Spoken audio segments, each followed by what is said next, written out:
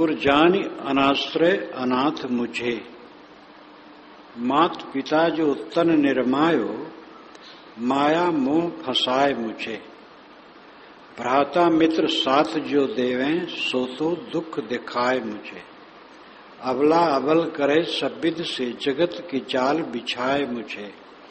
जो जो आए मिले जग भरमत, सो सो दूर कराए मुझे। कर पछताऊं छोड़ न पाऊं, कारण हाथ न आवे मुझे। यह असमंजस मैं दुख पाऊं, सदा सतावे भर्म मुझे। सुख दर्शावे मोहि भुलावे, याद न आवे हानि मुझे। अहै प्रवाह सदा यह घट में, धारा अगम बहावे मुझे। कारण हाथ में लाने लिए, करो एकरस दृष्टि निराश मुझे। दृष्टि परीक्षा वैसे ही दीजे, जस तो माही रहाए मुझे। सुख इसके साथे दुख दर्शावे, असपुरुषार्थ कराए मुझे। रहे स्वाभाविक मत कह जैसी, यही विधि देव सहाय मुझे। दास सदा मन अर्पण होवे, आपको छोड़ न जाए मुझे। तबहि सुफल तन मनुष्य भय का, नाही अफल रहाय मुझे। करो उपाय सोई गुरु हमरे, तुम बिन और न भावे मुझे। शरण शरण में शरण तुम्हारी, यह जग दुख हटाए मुझे। भक्ति देव गुरु, यह तजी और न आवे मुझे। विनय विधान का ये छठा शब्द है। गुरु जानि अनाश्रय अनाथ मुझे। हे गुरुदेव, मुझे आप ऐसा समझें कि मैं अनाथ हूं और अनाश्रय हूं। अनाथ जिसका कोई स्वामी न हो, रक्षक न हो। अनाश्रय जिसका कोई आश्रय न हो, आधार न हो। मैं आधारहीन हूं, आश्रयहीन हूं और संरक्षक से वंचित हूं। इसलिए गुरुदेव, आप मुझे अपने संरक्षण में लीजिए, अपनी शरण में लीजिए। मात पिता जो तन निर्मायो, माया मोह फसाए मुझे। एक वास्तविकता, माता पिता ने जिसने हमारे शरीर का निर्माण किया, उनकी ये करुणा रही कि मुझे कितना वो माया मोह में फंसा दें। बच्चे जब बड़े होते हैं और ज्ञान भक्ति की तरफ लगते हैं, तो माता पिता डर जाते हैं। इसके विपरीत भी माता पिता होते हैं जो अपने लड़के को चाहते हैं कि मेरा लड़का कहीं विरक्त हो जाता अच्छा तो क्या पूछना, मैं तो नहीं हो पाया, लेकिन मेरा लड़का हो जाए। इकलौता लड़का के लिए भी इस प्रकार सोचने वाले होते हैं। तो पिता होते हैं, माता होती है। पिता उद्दालक अपने पुत्र श्वेतकेतु को ब्रह्म ज्ञान दिया था। माता मदालसा अपने बच्चों को ब्रह्म ज्ञान दिया था। चूड़ाला अपने पति को ब्रह्म ज्ञान चूड़ाला ने दी थी। और याज्ञवल्क्य अपनी पत्नी मैत्रेयी को ब्रह्म ज्ञान दिया था। ऐसे लोग भी हैं, लेकिन गिने चुने। जो सामान्य बात है वो साहब कहते हैं, मात पिता जो तन निर्मायो, माया मोह फसाए मुझे। माता पिता जो हमारे तन के निर्माता हैं, वो हमें माया मोह में फंसाते। ज्ञान भक्ति की बात में लगे तो माता पिता कहते कुलबोरन है और छल कपट करे, चालाकी करे, अंट संट धन लावे, तो कहते हैं ये तो कुल का उद्धारक है, कुलभूषण है। ऐसे माता पिता हैं, साधु की संगत में बच्चे बैठे तो कहते हैं ऐसा कलंकी लड़का निकला, साधुओं के बीच बीच बैठ करके डुबा दिया हमारा परिवार। माता पिता बच्चों को गलत संस्कार देते हैं, वे माया मोह में फंसाते हैं। भ्राता मित्र साथ जो देवे सो तो दुख दिखाए मुझे। भाई हैं, मित्र हैं, वे साथी हैं, वे भी हमें ऐसे रास्ते पर ले जाते जिससे हमें दुख के दर्शन हो। दुख के दर्शन कहां से होते हैं? बाहरी मोह माया से। कल एक छात्र आया था विश्वविद्यालय का, इंजीनियरिंग का, कहा महाराज मुझे ऐसा बताइए मोह कहीं न लगे, मोह करता हूं बस दुख पैदा होता है। मैंने कहा बेटा तुम जैसे लोग बहुत कम हैं, जो अपने मन को देखता है उसको ऐसा पता लगता है। स्वामी शंकराचार्य ने कहा है न प्रमादात अनर्थो वन्यो ज्ञानिना सुस्वरूपता ततो मोहस ततो अहमदेश ततो बंधस ततो व्यथा। स्वरूप ज्ञानी के लिए, आत्मज्ञानी के लिए स्वस्वरूप का विस्मरण करने के समान कोई अनर्थ नहीं है। न प्रमादात अनर्थो अन्यो ज्ञानिना स्वस्वरूपता।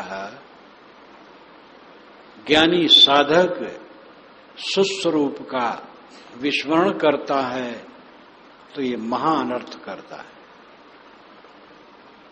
जैसे अपने आत्म स्वरूप का विस्मरण होता है ततो मोहस ततो मोह, फिर मोह पैदा होता है देह गेहादि में। ततो अहमधी, मोह के बाद उसमें अहंकार बुद्धि पैदा होती है।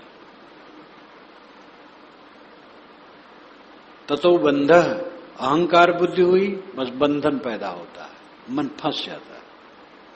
ततो व्यथा, उसके पश्चात पीड़ा उत्पन्न होती। अपना मन दुनिया में लगाओ, पीड़ा शुरू। कहीं मोह करो, पीड़ा शुरू। तो भ्राता मित्र साथ जो देवें सो तो दुख दिखाए मुझे। जो भाई और मित्र हमारे साथी हैं वो ऐसा पाठ पढ़ाते हैं जिससे दुख रास्ते मिले। मोह, लोभ, छल, कपट, विषय वासना, चालाकी, चतुरता, काम भोग की नई नई कलाएं, ये सब सिखाते हैं। गुंडागर्दी, गंदे आचरण। अबला अबल करे सब विध से जगत के जाल बिछाए मुझे। अबला स्त्री का एक नाम अबला है, वो बल रहित है। ये एक पक्ष में है, स्त्री अबला नहीं, स्त्री बहुत बड़ी सबला है, घर को ही संभालने वाली है। आजकल पढ़ाई लिखाई बढ़ी, पुरुष नौकरी में, स्त्री भी नौकरी में, उनका जीवन बर्बाद हो जाता है, दुखी हो जाते हैं। बच्चे व्यर्थ में पड़ जाते हैं, उनको संभालने वाला कोई नहीं। दोनों ऑफिस चले गए, दाई है संभाल रही है, जवान हुई है, दाई क्या संभालेगी? मनमानी बच्चे कर रहे हैं। तो ये बहुत गलत है पत्नी की नौकरी करना। पति नौकरी करे, पत्नी घर में नौकरी करे। अगर गुजर बसर हो जाता है पति के नौकरी करने से तो पत्नी नौकरी न करे। कितनी स्त्रियां हैं, कितनी ऊंची ऊंची जगह पर गई हैं। अभी राजनीति में देखो, ऐसी देवियां दिल्ली में बैठी हैं जिनके सामने बड़े बड़े नेताओं के मस्तक झुके।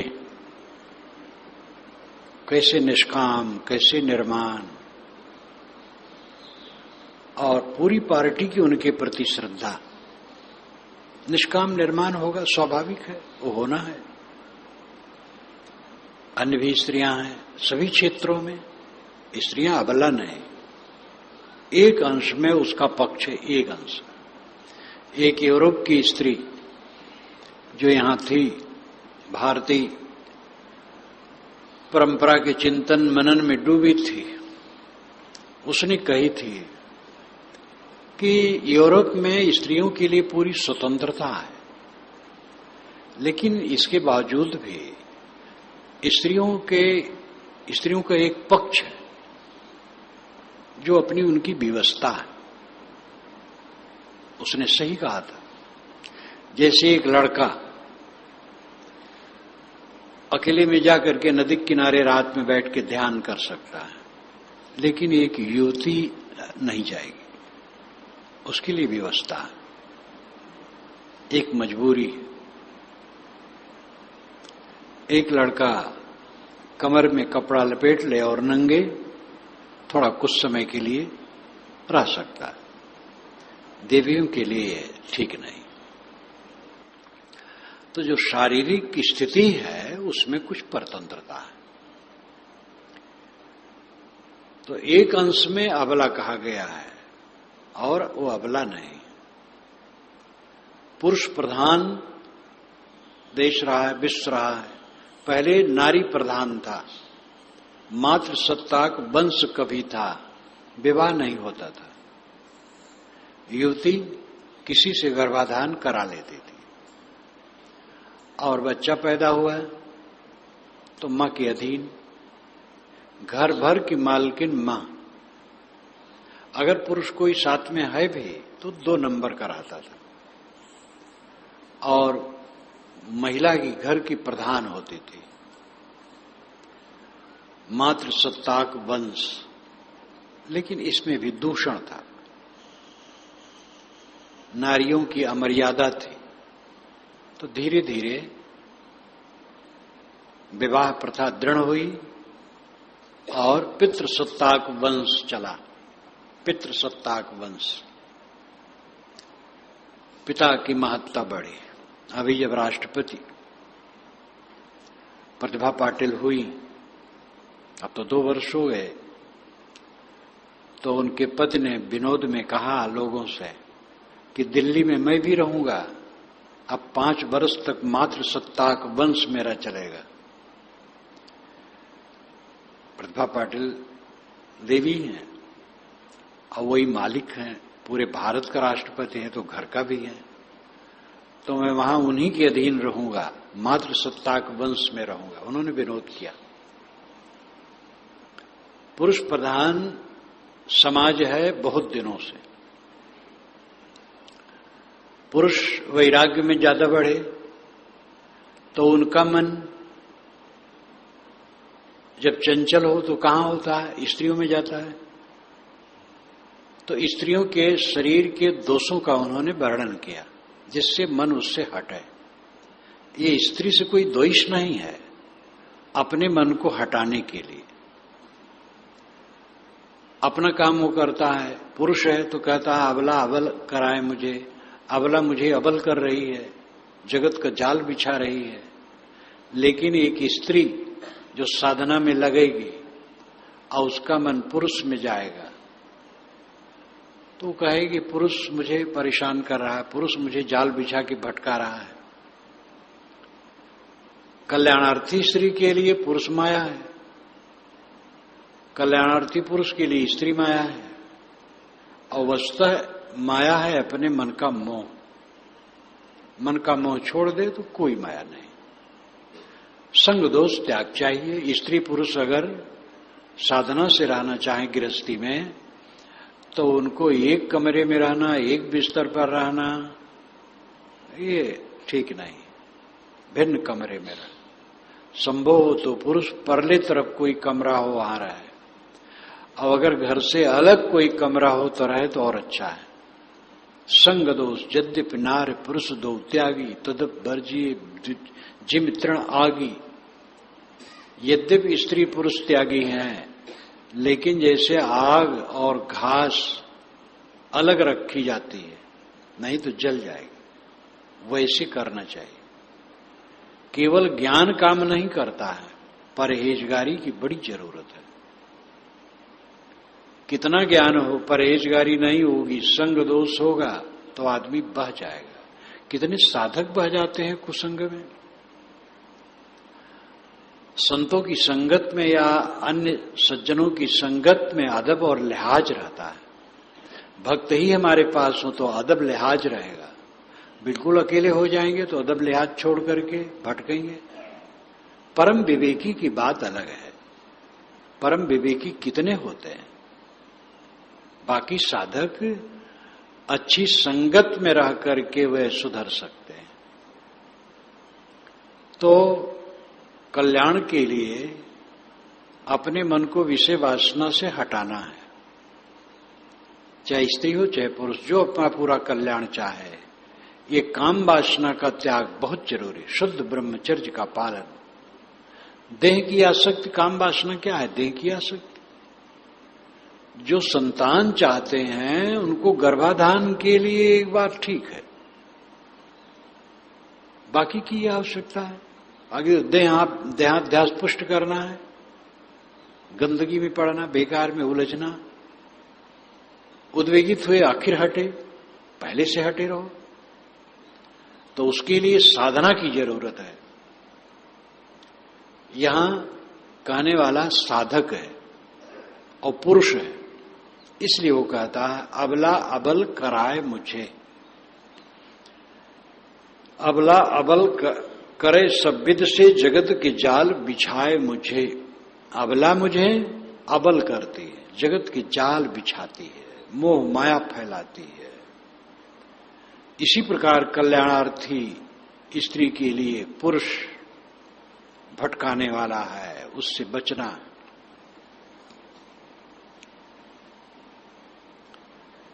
जो जो आए मिले मग भरमत सो सो दूर कराए मुझे।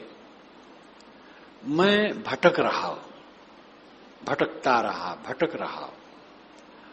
इस भटके हुए पथ में जो जो हमें मिले वह सब हमें अपनी आत्मस्थिति से दूर ही करते रहे। सबका ऐसा पाठ था। अच्छे अच्छे पंडित सिखाते हैं मोह माया। पंडितों को मैं अच्छी तरह से जानता हूं और कभी कभी याद आता है तो कहता हूं। एक पंडित की महिमा मैं सुनता रहता था कि गीता उनको पूरा कंठ, सरस्वती उनकी वाणी पर। तो मुझे बड़ी ललक थी कि उनके दर्शन समय से करो।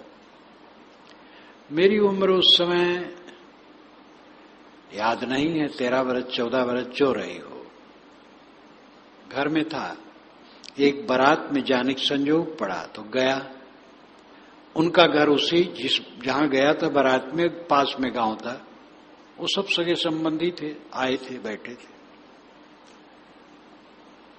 विवाह के दूसरे दिन, मर्याद के दिन, बहुत से लोग बैठे थे मंडली में, वो भी बैठे थे, बोल रहे थे। बस जो आवे बोल रहे थे, कोई क्रम नहीं। श्लोक पर श्लोक बोलते जाते थे और श्रृंगार रस पूरा था। काम भोग, श्रृंगार रस, स्त्री के अंगों का वर्णन। पुरुषों ने स्त्रियों को खिलौना बनाया, इसलिए वैरागवान संतों ने उसका विरोध किया। मैं बैठा, ऊब गया, 10 मिनट में ऊब गया और उठ के चल दिया।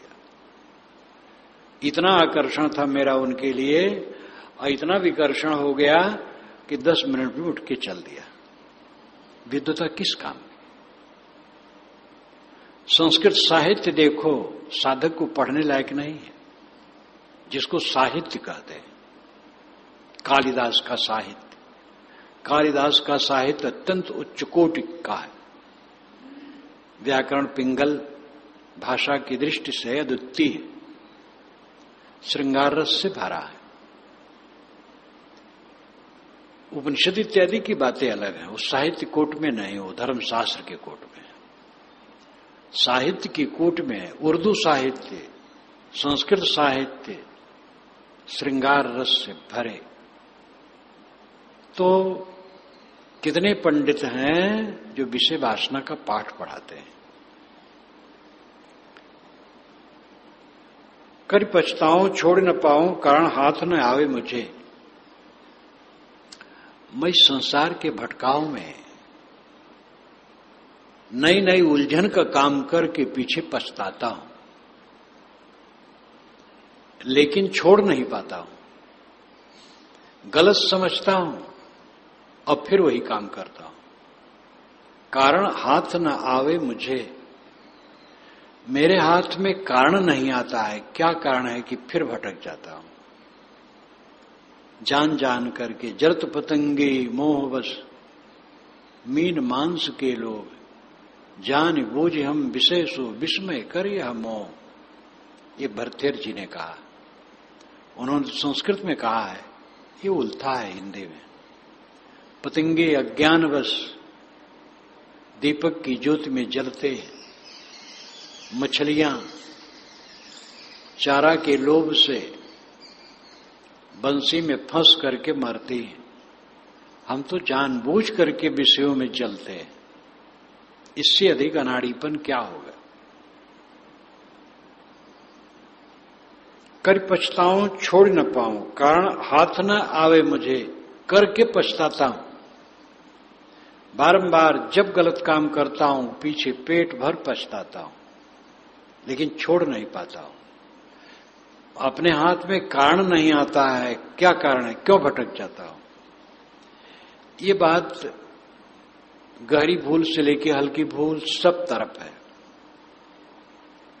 एक आदमी है, सोचता है संयम में रहूंगा, गृहस्थ है, नहीं रह पाता है, बह जाता है। अभी कल एक फोन आया दूर से, बहुत शिक्षित और योग्य व्यक्ति है। कहा साहब आपके पास आता हूं, हमारा काम क्रोध सब शांत हो जाता है। यहां आता हूं डूब जाता हूं, महा दुख पैदा होता है। मन कहता आपके पास आ जाऊं फिर कभी न लौटूं। मैंने कहा बेग में कहते हो ना, चाहो तहां साधो। उसकी पत्नी ने फोन उठाया, बंदगी भर की बोल नहीं पाई। मैंने कहा क्यों नहीं बोल पाती। तो उसके पति ने कहा, वो आंसू गिरा रहे। दोनों समझदार हैं, लेकिन जिसको गलत समझते हैं फिर सिम फंसते हैं। क्यों, क्या कारण है। समझ की कमी है, सावधानी की कमी है। समझ और सावधानी दोनों पूर्ण होनी चाहिए। हानि की समझ में, हानि की बात समझ में आ जाएगी, वो ऐसा काम आदमी नहीं करेगा। पूरी हानि की समझ हो जाए। थाली भरा व्यंजन कोई परोसे हमें, मैं भूखा हूं, खूब खुशी हुई, बढ़िया व्यंजन, लेकिन रसोइये ने कहा इसमें थोड़ा जहर मिला है, तो हम उसको छू नहीं सकते। आगे सांप दिखाई दे तुरंत लौट जाएंगे। इस ढंग से समझने पर बंधन छूटता है, कोई बंधन हो। बात व्यवहार में बात करते असावधानी कर देते हैं, फिर पछताते हैं। खाने में रोज खाना पड़ता है, खाने बैठते हैं सोचते हैं कि संतुलित खाएंगे, मन चल गया पीछे और खा लिए, पछताते हैं। 4 घंटा 8 घंटा 10 घंटा 15 घंटा। एक बात पे नहीं, अनेक बातों में है। बड़े दोस्त छोटे दोस्त, कर पछताऊं छोड़ न पाऊं कारण हाथ न आवे मुझे। गलत करके पछताता हूं, फिर भी छोड़ नहीं पाता हूं। समझ में नहीं आता है क्या कारण है। कारण यही है, पूरा दुख अनुभव नहीं। बिच्छू डंक मार देगा, हम बिच्छू को कभी नहीं छूते। यह असमंजस में दुख पाऊं सदा सतावे भर्म मुझे। इस असमंजस में मैं दुख पाता हूं। असमंजस खींचतान, ज्ञान की तरफ बन जाता है, अज्ञान की तरफ बन जाता है। ऐसे अधिकारी हैं जो सोचते हैं घूस नहीं लूंगा, हमारी तनख्वाह जितनी है इसका 10वां हिस्सा कितने लोगों को आमदनी नहीं हो, गुजर बसर करते हैं, हमें क्या कमी है। लेकिन जब प्रलोभन आया तब फिसल जाता है। हो तो आपकी बात ले लो, आगे ना लेना, ले लिए।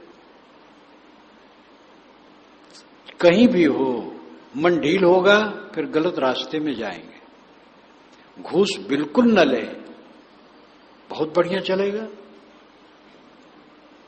आपका 10,000 रुपया तनख्वाह है, कितने लोग बेचारे 100 रुपया रोज पर काम करते हैं और गुजर बसर होता, वो कहां घूस पाते हैं। 10,000 तो आजकल छोटी तनख्वाह है, लंबी लंबी तनख्वाहें हो गई हैं। दृढ़ प्रतिज्ञ व्यक्ति घूस नहीं लेता। चकबंदी में एक युवक चकबंदी का अफसर होके आया था, बस्ती जिले में वह काम करता था, चकबंदी चक काटता था। जो कोई पैसा दिखावे वो कहे देखो तुम अगर पैसा हमारे सामने लाओगे तुम्हारा चक हम खराब कर देंगे। सब डर गए थे। घूस एक पैसा नहीं लेता था, ईमानदारी से काम करता था। और उसका मन क्या पूछना, अब खूब आनंदित। हमारे भक्त शंकर भक्त मोहम्मद नगर, वो रात में वहां रहा, कुछ खाया पिया नहीं, लेकिन उन्होंने एक गिलास दूध दिया तो दूध ले लिया। परंतु सुबह जब चला तो बिस्तर पर दूध का पैसा छोड़ दिया। तो उन्होंने कहा ये हम पैसा लेंगे, कि आप नहीं लेंगे क्या हम फ्री दूध पिएंगे। ऐसे ऐसे लोग होते हैं। उसने कहा हमारे भक्त से कि मेरे पिता ने कहा है तुम्हें जरूरत होगी तो मैं और पैसा दूंगा, लेकिन कहीं घूस एक पैसा न लेना। पिता कितना धन्य था। पैसा नरक करता है, जब नाजायज पैसा बटोरा जाता है तो अपना नरक होता है। यह असमंजस मैं दुख पाऊं सदा सतावे भर्म मुझे। गलत काम करके पछताता हूं, फिर वही करता हूं, असमंजस में रहता हूं, यह करूं कि वह करूं, और सदा मुझे भ्रम सताता रहता, भटक जाता हूं। सुख दर्शावे मोह भुलावे, याद न आवे हानि मुझे। भोगों में मन सुख बताता है, सुख है, और मुझे भटका देता है। हानि की याद नहीं रहती है। जब आदमी ज्यादा खाता है तो सुख मालूम होता है, और ज्यादा खाने के बाद जो दुख है और हानि है उसकी याद नहीं रह जाती। जीभ का स्वाद 4 मिनट लिए और 10 घंटा परेशान रहे, कौन अकल है।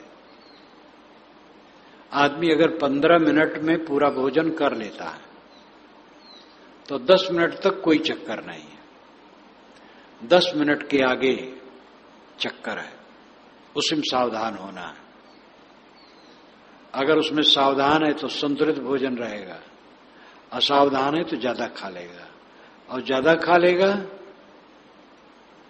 तो 10-15 घंटे के लिए परेशान रहेगा। अगर बहुत ज्यादा हुआ तो पेट बिगड़ेगा, कई दिन परेशान होगा। और बराबर जो ज्यादा खाता है उसका पेट तो कबाड़ खाना हो जाता है और महारोग उत्पन्न होता है। एक उदाहरण हुआ। सुख दर्शावे मोहि भुलावे, याद न आवे हानि मुझे। अहै प्रवाह सदा यह घट में, धारा अगम बहावे मुझे। मन में घट, शरीर में जो मन का प्रवाह है अगम है, विषय वासना का आस्मरण, विषय वासना के तरफ फिसलन, ये अगम धारा है। गम कहते हैं पहुंच को, गम कहते हैं थाह को, जिसमें थाह न मिले वो अगम है। ये विषय वासना अगम है। अगम तब तक है जब तक जीता नहीं गया। जीत लिया जाए कुछ नहीं, और इसी को जीता जा सकता और कुछ नहीं जीता जा सकता है। मन ही आदमी जीत सकता है। और क्या देह को बदलाव से बचा सकता है? बुढ़ापा ना आए संभव है? आएगा। धारा अगम बहावे मुझे, अगम धारा में ये मन हमें बहा रहा है। कारण हाथ में लाने लिए करो यगरस वृत्त निराश मुझे। ये विषय वासना की तरफ फिसलना, कट बोलना, ज्यादा खाना, विवाद करना, कलह करना,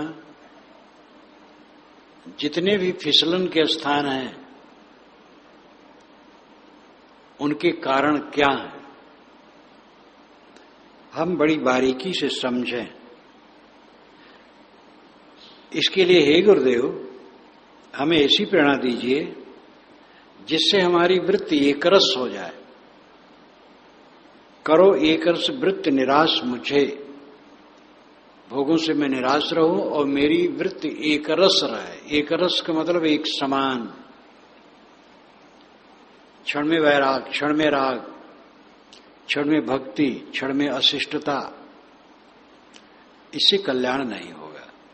एकरस भक्ति, एकरस ज्ञान, एकरस वैराग, एकरस सदाचार, एकरस हमारी वृत्ति हो, एक समान साधना में चले।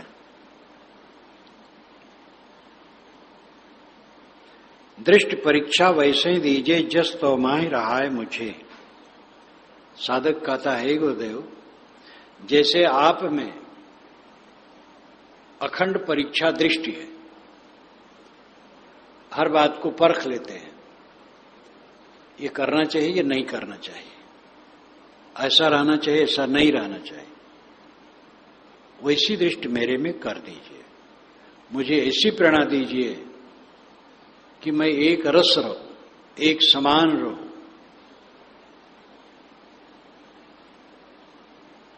सुख के साथे दुख दर्शावे, अस्पुरुषार्थ कराए मुझे। हे गुरुदेव, आप हमसे ऐसा परिश्रम करावें, ऐसी साधना करावें जिससे सुख के साथ में दुख दिखाई दे। हम सुख में फंसते, जहां सुख माने बस वहीं फंसे। जहां सुख की झलक आवे वहां हमें दुख दिखाई दे जाए तो नहीं फंसेंगे। दोष दृष्टि जब वही तब उपजो वैराग, दृढ़ निर्वेद जाको वो सोई मोक्ष बड़ भाग। दोष दृष्टि उत्पन्न होने पर वैराग उत्पन्न होता है, और सुख बुद्धि उसमें है कि सुख है तो वैराग कैसे उत्पन्न होगा?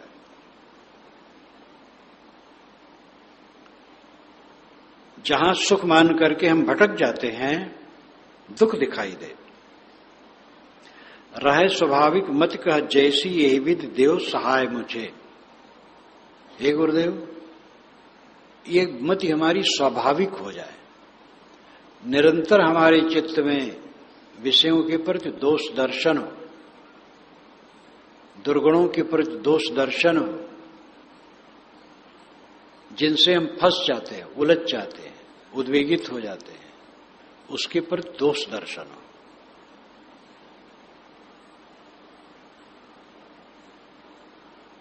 दास सदा मन अर्पण होवे, आपको छोड़ न जाए मुझे।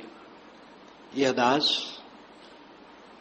अपने मन को आपके प्रति पूरा अर्पित कर दे, आपको छोड़ करके कहीं न भटके। अगर आपका आश्रय छूट जाएगा तो फिर बह जाऊंगा। विषय वासना की धारा अगम है, मन के प्रवाह अगम है, भटकाओ भटकाओ। वे साधक ब्रह्मचारी अद्भुत हैं जो खाली वेश के बल पर और बुद्धि के बल पर बैराग करना चाहते हैं, सत्संग आश्रय छोड़कर, उन्मादी होकर। और वे भक्त भी भोले हैं जो भक्ति का आधार, सत्संग का आधार छोड़ करके कल्याण चाहते हैं। जो विरक्त हो गए हैं उनको तो सदैव संत संग में रहना है। जो गृहस्थ हैं उनको समय समय से सत्संग का आधार लेकर अपने घर में ठीक से साधना में लगना है। तबई सुफल तन मनुष्य भय का नाही अफल रहा है मुझे। अगर आपके चरणों में समर्पित रहूंगा तो हमारा मानव जीवन सफल होगा, नहीं तो ये निष्फल जाएगा, फिर भटक जाऊंगा। करो उपाय सोई गुरु हमरे, तुम बिन और न भावे मुझे। हे गुरुदेव, हमारे लिए वही उपाय कीजिए, आपके बिना हमें कुछ अच्छा नहीं लगता है। शरण शरण में शरण तुम्हारी, यह जग दुख हटाए मुझे। आपकी शरण में हूं, जगत दुख से मुझे बचा लो। भक्ति देव गुरु यह तज और न आवे मुझे। हे गुरुदेव, मुझे अपनी भक्ति दीजिए, भक्ति छोड़ करके हमें कुछ नहीं चाहिए। पूर्ण गुरु की भक्ति जब हो जाएगी तो असली भक्ति स्वरूप स्थित भी हो जाएगी। भक्ति न जाने भक्त कहावे, तजी अमृत विष कैलिन सारा। साहब कहते हैं कि भक्ति लोग नहीं जानते, भक्त कहलाते हैं। अमृत को छोड़ करके विष ग्रहण करते हैं। अमृत आत्मा है, आत्मा में रमना भक्ति है। अमृत वस्तु जाने नहीं, मगन भया सब लोय। कहें कबीर कामो नहीं, जीवहि मरण न हो। लोग अमृत वस्तु नहीं जानते हैं और विष में ही मगन है। कहें कबीर कामो नहीं, जीवहि मरण न हो। साहब कहते हैं कि कामना का त्याग हो गया तो अमृतत्व है और जीव का मरण नहीं होता, इसलिए जीव अमृत है। जीव अमृत है, आत्मा अमृत है और निष्कामता अमृत है। अपने स्वरूप को समझो, मेरा शुद्ध बुद्ध स्वरूप है, अमृत है, अक्षय है, नित्य है, शुद्ध है, बुद्ध है। उसके साथ साथ निष्काम हो जाओ, बस यही असली भक्ति है, अंतिम भक्ति है। स्वामी शंकराचार्य ने विवेक चूड़ामणि में कहा, मोक्ष कारण सामग्राम भक्तरेव गरीषि, सुस्वरूप संधानम भक्तृत्व विधीयते, स्वात्मान अनुसंधानम भक्ति रित परे जगु। भक्ति कारण सामग्र्याम भक्तरेव, मुक्ति कारण सामग्र्याम भक्तरेव गरीयसी। मुक्ति के कारण में जो सामग्री है उसमें भक्ति ही श्रेष्ठ है। यानी मुक्ति साधना में जो सामग्री उसमें भक्ति श्रेष्ठ है। तो भक्ति क्या है? सुस्वरूपानुसंधानम भक्तृत्व विधीयते। सुस्वरूप का अनुसंधान भक्ति कहलाता है। आत्मचिंतन, स्वरूप भाव में स्थित होना ये भक्ति है। कुछ लोग कहते हैं आत्मा का अनुसंधान भक्ति है।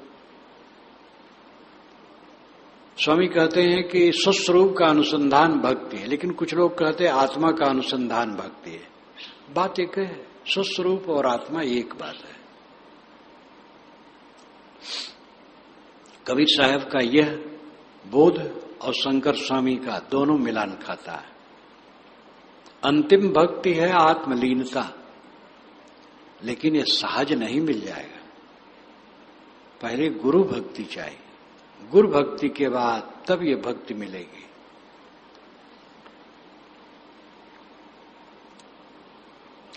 गुरु दीन दयाल द्रवित गुरु हो, गुरु दीन दयाल,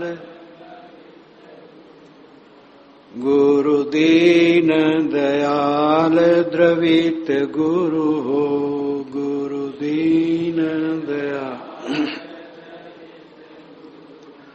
मेटहु दुख मानस जिय भर में, मेटहु दुख मानस काटो जाल हमार बरो गुरु दीन दयाल द्रवित गुरु। गुरु दीन दयाल द्रवित गुरु।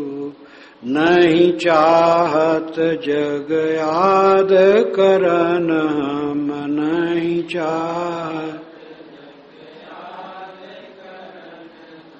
इंद्रि मन लाय करत खबरो गुरु दीन दयाल द्रवित गुरु।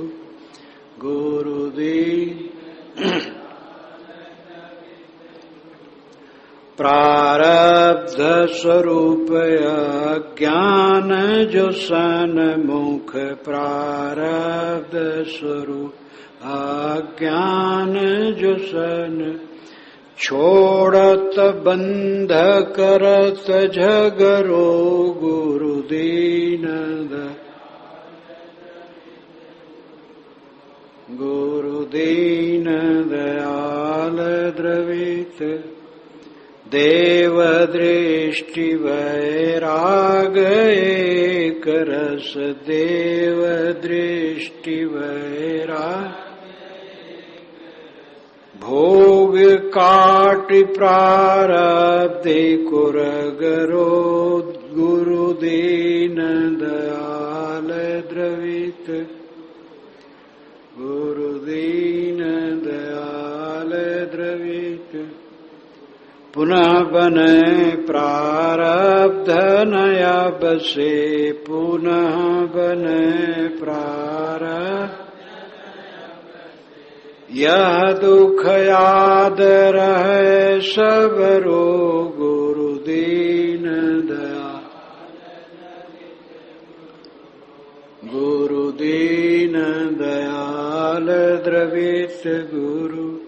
सुख आशा गफिलाए न कबहू। सुख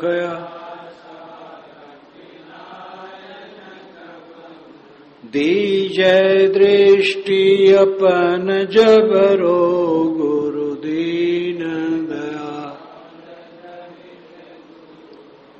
गुरु दीन दयाल द्रवित गुरु। हे गुरुदेव, आप दीनों पर दया करने वाले, द्रवित होने वाले हैं। निष्काम पुरुष जो अपने स्वरूप में स्थित हैं, उनको दूसरे के उद्धार के चक्कर में क्यों पड़ना चाहिए।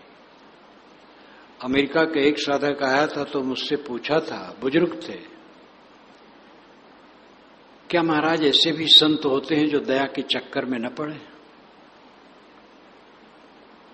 बहुत बढ़िया प्रश्न किया था।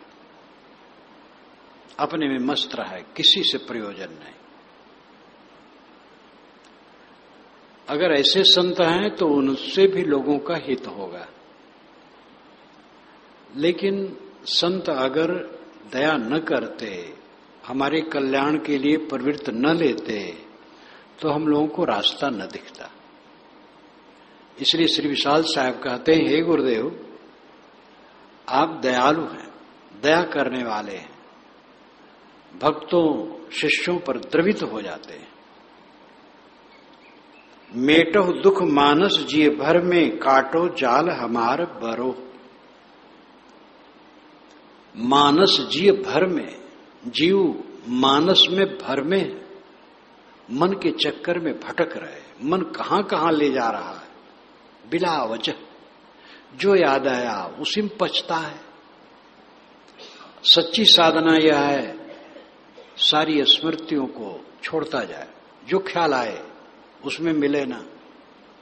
जब ये साधना प्रबल हो जाती है तो उठते बैठते चलते फिरते भी ये साधना चलती रहती है। वो जो कुछ इधर उधर की बात आई वो छोड़ देता, उसमें नहीं लगता है।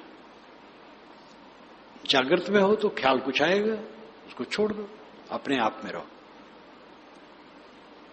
और जहां श्रृंगारिक वासना मन में उठ रही है और उसी में बह रहा है तो बहुत भयंकर है। मेटो दुख मानस जिए भर में। ये मानस का दुख, मन का दुख, जिसमें सब जीव भटक रहे, हे गुरुदेव हमारा मिटा दो। काटो जाल हमार बरो, हमने बरा है बटा है जाल को। आपो ही बरी आपन गर बंधा, झूठा मोह काल को फंदा। कबीर साहब ने कहा, अपने रस्सी बट करके अपने गले में लगा के फांसी पर लटके।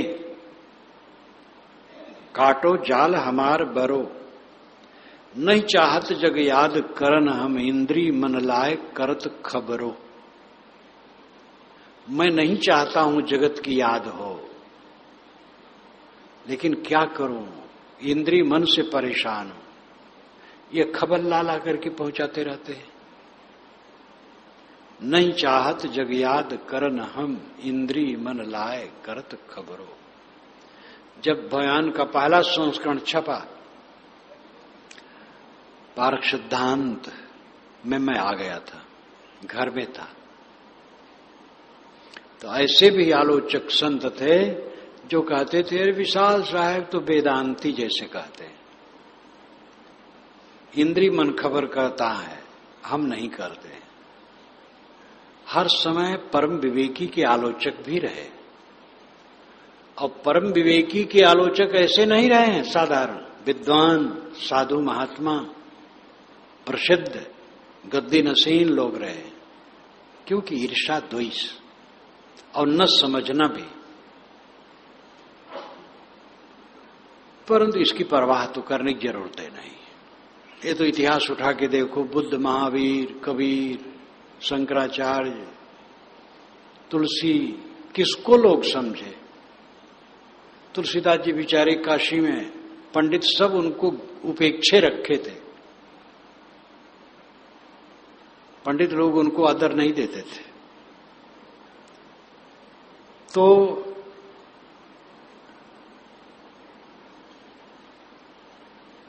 ये परम वचन है, नहीं चाहत जग याद करना हम। जो साधना में रहेगा वो जगत को याद करना नहीं चाहेगा, सब भूल जाए। यत्र नानद पश्चित नानद श्रवत नानद विजाना सबूमा। जब दूसरे को नहीं देखता, दूसरे को नहीं सुनता, दूसरे को नहीं जानता, ये भूमा की स्थिति है, परम स्थिति है। नहीं चाहत जग याद करन हम, लेकिन इंद्री मन लाए करत खबरो। इंद्री और मन ये हमारे पास खबर पहुंचा देते।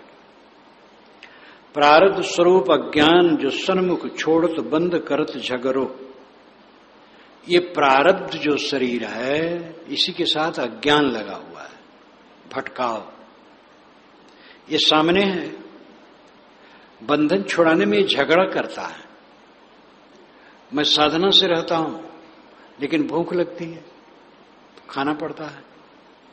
ठंडी गर्मी लगती है, शरीर की रक्षा करना पड़ता है। दूसरे लोग हमारी सहायता करते हैं, उनकी सहायता करना हमारा कर्तव्य है। शरीर में रोग व्याधि लग जाती है, दवाई पानी करना पड़ता है, परहेज करना पड़ता है। शरीर है तो मन के विकार उठ सकते हैं, सावधान रहना पड़ता है। इसलिए छोड़त बंध करत झगड़ो। मैं बंधन छुड़ाता हूं तो झगड़ा करते हैं, विघ्न डालते हैं। देव दृष्टि वै नैराश्य एक रस भोग काट प्रारब्ध को रगड़ो। हे गुरुदेव, हमें एक रस दृष्टि दीजिए, मेरी दृष्टि एक रस बन जाए। वैराग बोध भक्ति में तत्पर हरदम, प्रपंच से एकदम उदास। नैराश एक रस नैराश। जितनी हम संसार की कामना करेंगे उतने जलेंगे, और जितनी कामना छोड़ेंगे उतने अमृत। भोग काट प्रारब्ध को रगड़ो। प्रारब्ध भोग ये गुजर बसर करते हुए कट जाएगा, और जो संस्कार है, वासना है, उसको रगड़ना पड़ेगा। खाना पीना, सोना जागना, देह की क्रिया करना, अवस्थाजन्य, ये बुढ़ापा आ गया तो वो, रोग लग गया तो वो सहना, ये सब प्रारब्ध भोग सह करके कट जाएगा। लेकिन जो वासना है उसको ज्ञान से रगड़ते रहना है। मन में वासना टिकने न पाए, ठहरने न पाए। पेड़ में फूल आए, कली आई, तोड़ दिए तो फूल भी नहीं आएंगे, फल कहां से आएंगे। स्मरण ही कली है, स्मरण तोड़ते रहो। कोई इच्छा वासना में आए तोड़ते रहो। अब अपने को सबसे पीछे और नीचे कर लो। हम सबसे छोटे हैं, सबसे तुच्छ हैं, सब हमसे बड़े हैं। अगर कल्याण चाहो अत्यंत विनयावनत हो जाओ। अभिमान न करो मैं बड़ा हूं। पुनः बने प्रारब्ध न अब से यह दुख याद रहे सबरो। अब फिर से प्रारब्ध न बने, फिर से देह न बने।